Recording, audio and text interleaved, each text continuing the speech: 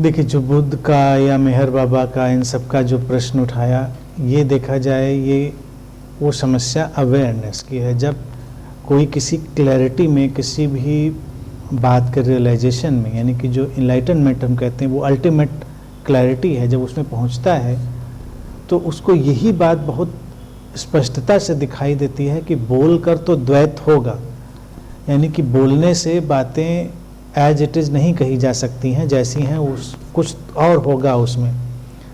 तो पहला जो इफ़ेक्ट है वो मौन का ही होता है कि अचानक उस शरीर मन में ये, उसको भी मैं नेचुरल रिएक्शन कहूँगा कि एक प्राकृतिक घटना घटती है कि बोलने का कोई मतलब नहीं, क्या बोलें। ये चीज़ दिखाई देना, हम देखें ये कितनी बड़ी बात है, ये छोटी बात है। और इनलाइटनमेंट में अगर ये चीज़ दिखती है तो ये बड़ा हमको जेन्युइन और स्वाभाविक सा लगता है। आम व्यक्ति को ये कब लगता है कि बोलने का कोई मतलब नहीं है? हर व्यक्ति को लगता है बोलने का तो बहुत मतलब है। हर व्यक्ति को लगता है मुझे बोलकर इतिहास रच देना है, लिखकर इतिहास रच देना है। हर व्यक्ति को लगता है उसके पास बोलने के लिए इतना इम्पोर्टेंट है कि नहीं बोलेगा तो कल सुबह नहीं होगी, कल सूरज नहीं उगेगा, पता नहीं क्या हो जाएगा। ऐसा ही लगता है उसको, आम व्यक्ति को। इसीलिए उसको लगता है नहीं बोलना तो है।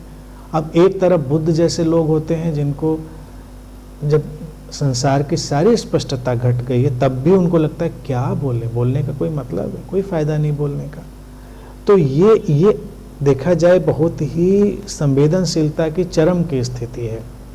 एक व्यक्ति जो बिना बोले नहीं रह पाता और उसके पास बोलने के लिए कुछ नहीं है, और एक व्यक्ति जिसके पास बोलने के लिए बहुत कुछ है, उसको बोलने की अप्रासंगिकता नजर आ जाती है, प्रासंगिक नहीं रह जाता। फिर यहीं से कुछ लोग बोलना शुरू करते हैं, जैसे बुद्ध ने भी बोला, अपने जीवन पर्यंत बहुत बोला। तो बड़ी खूबसूरत घटनाओं में से है कि अब जब व्यक्ति ये बोलेगा तो ये बहुत गहरी संवेदनशीलता से बोलेगा, उसकी बातें बहुत रूपांतरण लाने वाली होंगी। बुद्ध ने बोला, अब देखा जाए हजारों साल पार करके बुद्ध के वचन भी चाहे उतने शुद्ध न रह गए हों, उनमें भी बहुत मिलावट हुई हो, लेकिन फिर भी आज भी लोगों के अंदर रूपांतरण लाने की वो क्षमता रखते हैं, ट्रांसफॉर्मेशन लाने की क्षमता रखते हैं, क्योंकि वो ऐसे सोर्स से बोले गए हैं जिस सोर्स में बोलने की कोई बेचैनी नहीं है। तो बोलने की घटना घट रही है एक रिस्पॉन्स के फॉर्म में, जब जरूरी है तो बोला जा रहा है। तो ये जो घटना है इसको हमें हमेशा देखना चाहिए। अब रहा सवाल, जब वो एनलाइटनमेंट पर कहते हैं कि वो इनएक्सप्रेसिबल है, तो इसको अगर हम बहुत मिस्टिफाई ना करें तो जीवन में सभी कुछ इनएक्सप्रेसिबल है। हम अगर थोड़ा सा अपने को झकझोर कर पूछें, हम किस बात को ठीक ठीक एक्सप्रेस कर सकते हैं? किसी भी अनुभव को ठीक ठीक एक्सप्रेस करने के लिए क्या हमारे पास शब्द हैं? हम गए, बहुत अच्छा लगा कहीं पर, आप एक्सप्रेस करिए उसको ठीक से। कितना भी आप एक्सप्रेस करिए फिर भी वो कुछ आधा अधूरा, कुछ टूटा फूटा सा ही रह जाएगा। आपने अभी ठंडक का एहसास किया, आपको कपा देने वाली ठंडक का एहसास, तो अब यहाँ तो हम लोग एक कॉमन एक्सपीरियंस फील्ड में थे कि सब लोग कपा देने वाली ठंडक में थे, तो आपने बस एक बार ही कहा कि ठंडक बहुत कपा देने वाली चल रही, तो बात करीब करीब ट्रांसमिट हो गई, क्योंकि लोग उसके एक्सपीरियंस को भी जान रहे हैं। और आप फिर कहीं ऐसे मुल्क में जाइए जहाँ लोगों ने ठंडक को जाना ही नहीं, कभी ठंडा पड़ता ही नहीं, फिर उनको बताइए कि ऐसा ठंडक, हड्डियाँ काँप जाती, आप समझाते रहिए। फिर उनको आपको समझाने में बहुत मेहनत करनी पड़ेगी, क्योंकि एक्सप्रेस ही नहीं कर पाएंगे आप कोई भोजन का स्वाद लेते हैं, इनएक्सप्रेसिबल है, क्योंकि हमने कैटेगराइज कर लिया है, खट्टा है, मीठा है, ये तीखा है, ये हमने सब टेस्ट कैटेगराइज कर लिए हैं, तो हम बता देते हैं। लेकिन क्या हर खट्टा एक ही जैसा खट्टा होता है? हर मीठा एक ही जैसा मीठा होता है? लेकिन फिर जब आप वो चीज़ दे देते हैं तो आदमी समझ जाता है, शेयर कर लेते हैं कि अच्छा ये मीठा। अब हम लोगों के यहाँ देखिए मिठाइयों की रेंज, हम लोग तो नॉर्थ इंडिया में रहते हैं, तो बड़ा रिच है यहाँ पर खान पान सब। वैसे तो पूरे देश में रिच है, लेकिन मिठाइयाँ तो फिलहाल एक बायस्ड ओपिनियन भी हो सकती है, क्योंकि जो मैंने देखा है वही समझ पा रहा हूँ। मुझे लगता है कि बहुत ज़्यादा जैसे स्वीट्स पर काम हुआ है, तो कितनी वैरायटी है, अगर हम बताएंगे तो इतना ही किसी को बताएंगे कि हमने मीठा खाया था और बहुत अच्छा था। मीठे के सिवा क्या उसमें हम डिस्क्राइब करेंगे, इनएक्सप्रेसिबल है ना। हमने इमरती खाई, हमने रसगुल्ला खाया, गुलाब जामुन खाया, कोई पूछे कैसा स्वाद था, कि मीठा था, मीठा, बहुत अच्छा मीठा था, इनएक्सप्रेसिबल होता, हर चीज़ इनएक्सप्रेसिबल है।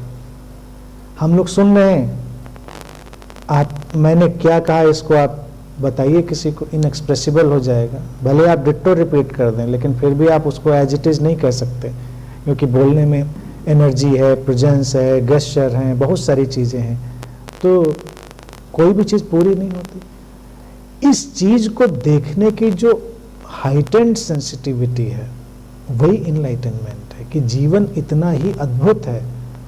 मेहर बाबा की बात देखी जाए तो वो मौन रह गए, एक्सीडेंटल, उन्होंने बोलने की कोशिश कई बार करी और कहते हैं कि वो बोल नहीं पाए, लेकिन वो लिख के बताते थे, इशारों से बताते थे, ये सब तो करते थे, यानी एक्सप्रेशन दे रहे थे किसी न किसी फॉर्मेट में, जो एसेंशियल एक्सप्रेशन होगा वो दे रहे होंगे। तो ये घटनाएं तो ऐसे ही चलेंगी, लेकिन सबसे खूबसूरत अनुभव वही होते हैं जीवन के, जब हम कॉमन एक्सपीरियंस को शेयर करें तो हम जान भी सकते हैं कि क्या है। एक तो ये खूबसूरत, अब ध्यान साधना में जो कोशिश होती है लोगों को साथ लाने की, वो क्या होती है, साथ लाकर हम एक कॉमन एक्सपीरियंस से गुजरते हैं तो हमको लगता है कि हाँ ऐसा होता है। अगर हम किसी को कहें शांति, तो हम ऐसी होती है, ये खुशी ऐसी होती है, तो उसको थोड़ा ट्रांसमिट किया भी जा सकता है। प्रेम टोटली इनएक्सप्रेसिबल है, उसको अभिव्यक्त ही नहीं किया जा सकता, लेकिन अनुभव किया जा सकता। अनुभव करते हैं हम तो जानते हैं कि ऐसा होता है। और प्रेम की भी कितनी रेंज, कितने कलर्स होते हैं, यानी केवल हमको प्रेम का अनुभव हुआ ये कह देने से ही बात नहीं हो जाती, उसकी भी इतनी लिमिटलेस रेंज है कि हैरान कर देती है। तो एनीवे, जीवन ऐसा है, जिसकी जितनी ज़्यादा सेंसिटिविटी होगी वो उतना कम बोलेगा, और अगर उससे संभव होगा तो वो उस घटना को, उस एक्सपीरियंस को शेयर करने की इस ढंग से कोशिश करेगा कि लोग भी उसको अनुभव कर पाएँ। अगर सुबह का, खूबसूरत सुबह का हमने आनंद लिया है, तो रोज़ उसके किस्से सुनाकर लोगों को बोर करने के बजाय बेहतर होगा कि उस खूबसूरत सुबह कभी हम अपने उन प्रियजनों को, मित्रों को साथ लेकर जाएंगे, तो वो भी उसको देखेंगे, महसूस करेंगे। अगर उसको महसूस कर पाएंगे तो कर लेंगे, नहीं कर पाएंगे तो नहीं कर पाएंगे, जैसा हमने किया था। लेकिन रोज़ रोज़ उनको हम किस्से सुनाएंगे तो उससे कुछ होने जाने वाला तो है नहीं। तो मास्टर्स बेसिकली इन किस्सा वाली बातों से अलग हो जाते हैं। तो बुद्ध जब अनमने होते हैं तो किस्सेबाजी से वो अनमने हैं।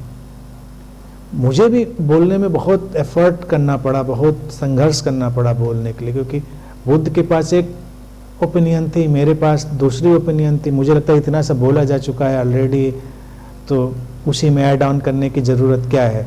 लोग जाएं, अपना सुने, किताबें पढ़ें, इधर उधर से देखें, जाने समझ, अगर समझ सकते हैं। लेकिन फिर मुझे लगा कि शायद वो भी बड़ा डिफ़िकल्ट है, क्योंकि कुछ भी तो लाइव नहीं है।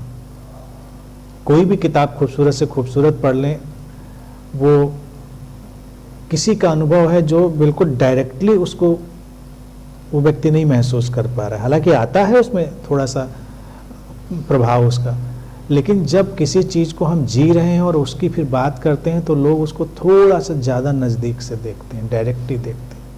अगर मैं शांति की बात करूं और मेरे अंदर शांति हो तो वो ज़्यादा ट्रांसमिट होगी, बजाय कि कोई किसी किताब में शांति की बात पढ़े उससे। तो इसलिए ये बोलना शुरू हो जाता है, और ये हीलिंग वाला होता है बोलना। कंपल्सिव बोलना तो देखिए, प्रवचनकारों की पूरी भीड़ जुटी होती है, उनको तो बोलना ही बोलना है। कई लोगों को तो बस बोल के या तो मनोरंजन करना है या बोर करना है लोगों को, दोनों में से कोई भी कैटेगरी हो सकती है। लेकिन उनका कोई फर्क नहीं पड़ता, लोगों के ऊपर ट्रांसफॉर्मेटिव फर्क नहीं पड़ता, ये चीज़ है।